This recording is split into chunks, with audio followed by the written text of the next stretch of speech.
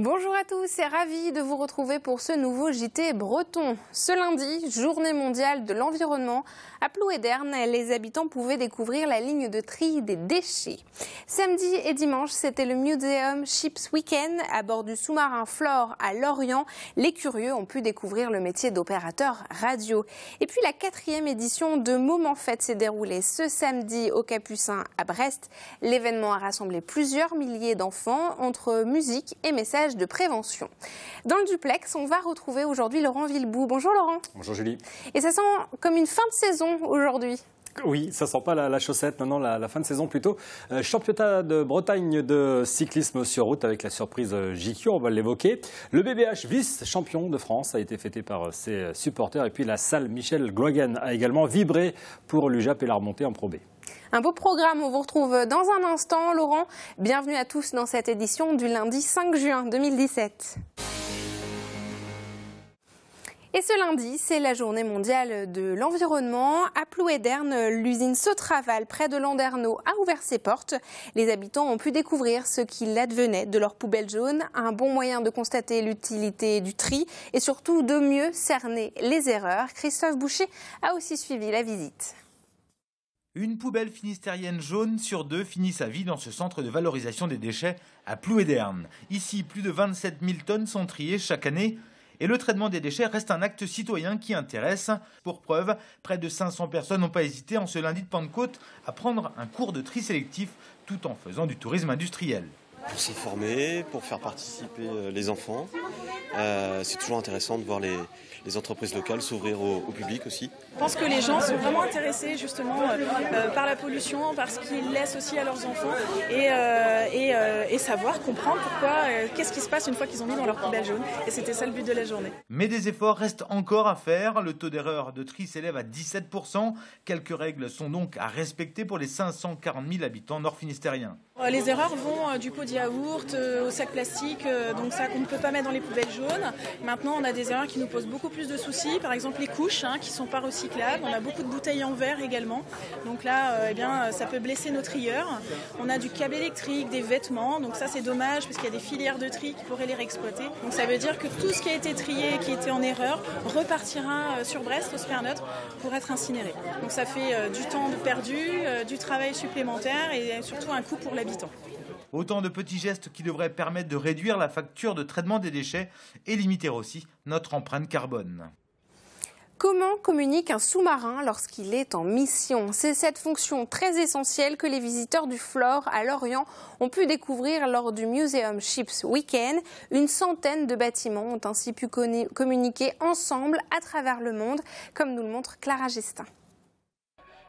Au poste de radio du Flore. QSL pour le 5-9, Papa India 4, Hôtel Fox Lima. Vous êtes 59 dans le département 56, la Bretagne, QSL. Il était possible de rentrer en contact avec pas moins de 109 bateaux musées dans le monde. Et le sous-marin Flore a ouvert ses ondes radio aux visiteurs. Mais ne pouvant plus émettre depuis sa cabine originelle, un dispositif technique a été mis en place. Sur la base de sous-marins ici à Lorient, on est entouré de blocos, d'un sous-marin, donc on pourrait s'imaginer que la propagation du son peut être un petit peu altérée. Alors on a installé une grande antenne entre les deux blocos qui cernent le sous-marin Flore, le tout relié à une cabine où on a nos opérateurs radio et qui vont trafiquer, c'est-à-dire faire contact avec d'autres radios. Alors l'idée c'est pour nous déjà de faire découvrir en fait les transmissions à bord d'un sous-marin, comment ça marche, et effectivement la radio en fait partie. Et puis c'est aussi d'expliquer le métier de radio, alors que ce soit des radios à bord d'un sous-marin, mais aussi tout le réseau des radios amateurs qu'on a un petit peu partout en France et dans le monde. Le club radio amateur de Lanester assure le côté technique de l'événement, au programme initiation aux morses ou suivi des différents contacts radio sur une carte, parce que ces radios n'ont d'amateurs que le nom. Les radios amateurs peuvent être réquisitionnées par les autorités préfectorales ou autres en cas de catastrophe naturelle. Leurs moyens techniques permettent de mettre en place des liaisons pour suppléer les pertes de liaison avec les réseaux officiels. Et à chaque échange radio, tradition est de s'envoyer un petit mot, un peu à la manière des cartes postales. Et on fait le point à présent sur l'actualité sportive avec notre journaliste Laurent Villebout. Et Laurent, on commence cette sélection avec du cyclisme. Oui, précisément avec 144 coureurs, 145 km 600, soit 16 tours du circuit de Malachappe en Pluvigné. Ce sont les championnats de Bretagne avec un verdict inattendu dimanche après-midi. Et cette victoire d'Yvan Gicchio du VCP Loudéac, vous allez le voir arriver avec son maillot rouge. Vice-champion de Bretagne de cyclocross, plutôt habitué à écraser la concurrence dans les sous-bois et sur terrain lourd. Il a pris le meilleur sur Jérôme Le Breton du team Pays de Dinan dans les derniers hectomètres, alors qu'une échappée de 15 coureurs s'était fait la belle dès le 3e tour. Maxime Cam de Côte d'Armor, Marie Morin, récent vainqueur de l'essor breton, termine sur la 3e marche. Du handball maintenant, Laurent, avec le verdict de la LFH. Oui, et regardez ce bel accueil que voilà. C'était hier dimanche à l'aéroport de Brest. Les fidèles du BBH étaient à l'atterrissage du Brest-Bretagne Handball, de retour de Moselle. Battu 25-23 par Metz dans cette finale retour, les Finistériennes s'inclinent et rentrent avec le plateau d'argent, de vice-championne de France de LFH. Brest qui termine une saison qui leur a vu aussi demi-finaliste de la Coupe de France et quart de finaliste de la Coupe d'Europe. C'était plutôt pas mal pour un promu. Effectivement, c'est plutôt pas mal. Et enfin, Laurent, autre image de communion ce lundi de Pentecôte. Oui, c'est de saison. Communion entre les joueurs de l'UJAP Quimper et leur public. L'UJAP qui, mardi dernier, on en avait parlé ici même, s'imposait en Alsace en finale d'accession à la Pro B. Eh bien, l'UJAP a tenu à fêter l'événement comme il se doit, avec ses plus fervents supporters, lors d'une petite fête salle Michel Glogen samedi soir. L'occasion aussi de dire adieu et merci à certains joueurs, puisque 50% de l'équipe va changer d'ici la mi-août, date de la reprise pour l'UJAP, dont l'entraîneur Laurent Foirest et le capitaine Mathieu Tansorer sont les invités de l'émission Multisport cette semaine. Eh bien, merci beaucoup Laurent pour toutes ces belles images de sport et on vous retrouve très bientôt. Et après le sport, place à la musique. Ce week-end, Saint-Brieuc a vécu au rythme du festival Art Rock, musique, spectacle, performance artistique ou encore concours de cuisine. Les festivaliers avaient le choix pour s'amuser. 76 000 personnes se sont déplacées. Une fréquentation en légère baisse, mais ceux qui ont fait le déplacement semblaient heureux, comme l'a constaté sur place Mathilde Kemener.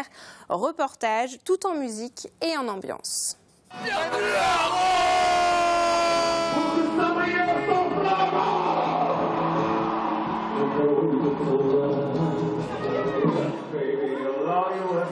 Moi personnellement je viens du 95, je suis une jeune de Saint-Brieuc. C'est la première fois en fait que j'assiste à un concert comme ça et je peux vous jurer que c'est super génial aussi bien pour moi que pour les enfants.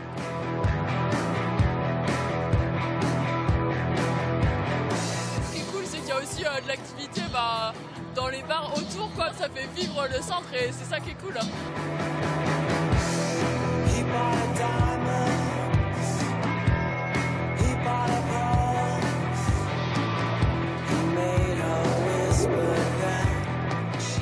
L'idéal d'Art Rock, c'est évidemment de la musique, mais c'est aussi ce qu'ils proposent à côté, c'est-à-dire des expositions liées au numérique, au vidéasme.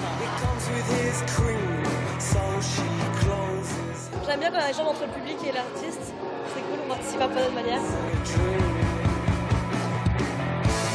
Ça doit faire 1h15 à peu près que l'on fait la queue, mais bon, c'est pas gênant.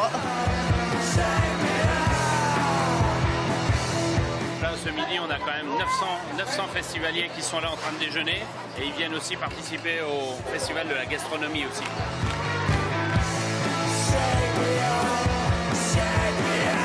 Rendez-vous l'année prochaine, toujours sur le week-end de la Pentecôte, pour la 35e édition. Le festival continue.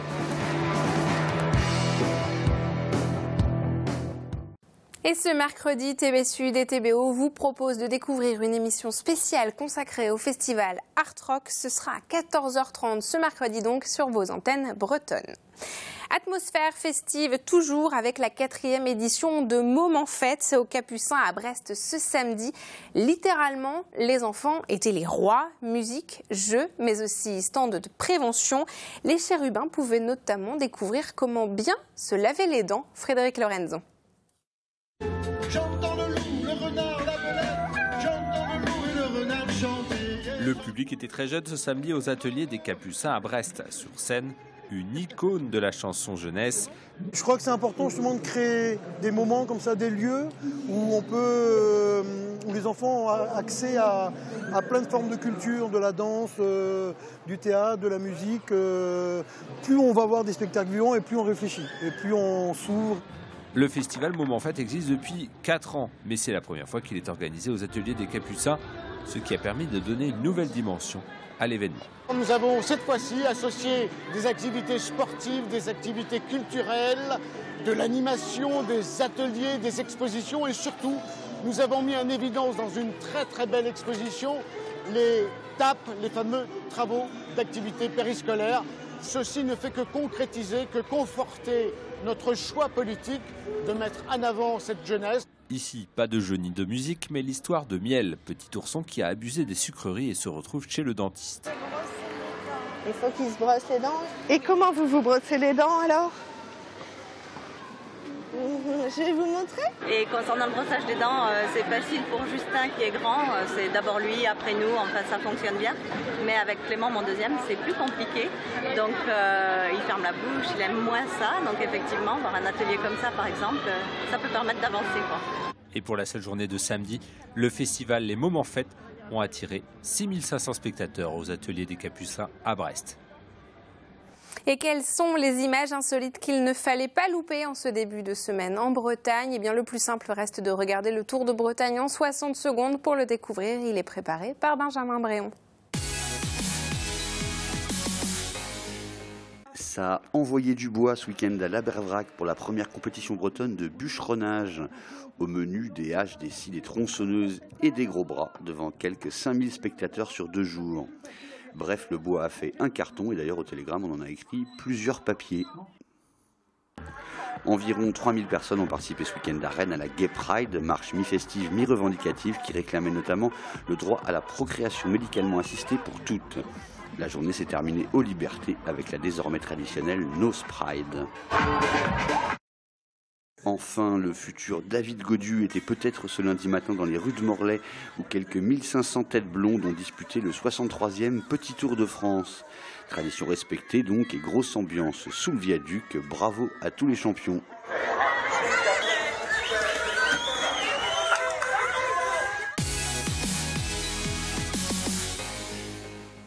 Et c'est la fin de cette édition. Merci beaucoup de nous avoir suivis. Vous pouvez évidemment revoir ce journal sur notre site internet. Et puis, il y a les réseaux sociaux aussi pour nous suivre, Facebook et Twitter. On se retrouve demain à 19h. Très bonne soirée.